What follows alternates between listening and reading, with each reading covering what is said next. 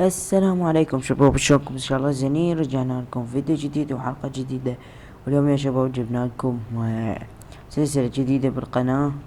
هنخليك منظر احلى. سلسلة جديدة بالقناة، هاي السلسلة راح تكون افخاخ. طبعا شي اكيد اول حلقة راح تصير شلون لكم مو حلوة وفخ عادي وهاي، بس تبدأ من ثاني حلقة وثالث حلقة تتطور، يعني يصير شي احلى واحلى.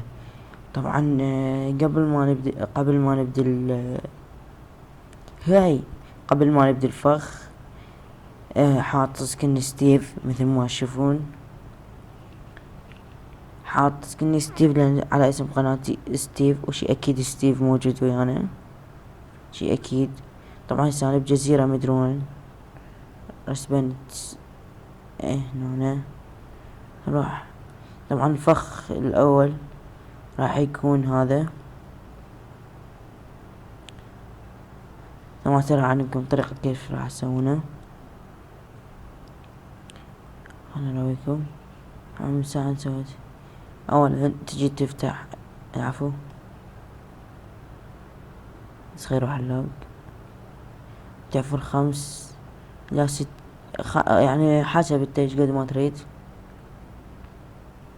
5 6 بلوكات لي جوا. اذا تريد تعذبه او شي صاحبك، لو تجي تحط التي ان تي انه فوق، او يا اما الجرافل او الساند، جرافل او الرمل. تيجي تحط برش بليت. طبعا اذا كان جرافل برش بليت الستون ما راح تبين بيه، مثل ما تشوفون يمشي. مثل انا جيت، بس خل نحاول افونه.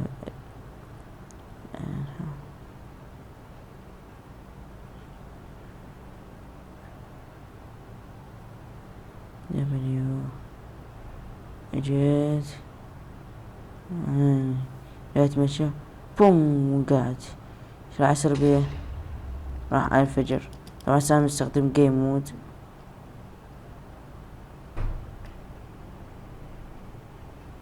وهنا يا شباب وصلنا لنهاية الحلقة. لا تنسى تحط لنا لايك واشتراك في القناة، ووصلوا هذا المقطع، وصلونا هذا المقطع الى 10 لايك، انزلكم الجزء الثاني. والجزء الثاني راح يكون، او الحلقة الثانية راح تكون احلى بهواي من هاي الحلقة، يعني حلقة خرافية. افضل 10 افخاخ او 5. انا اريد من عندكم 10 لايك. اذا وصلت 10 لايك باشر انزل الجزء الثاني.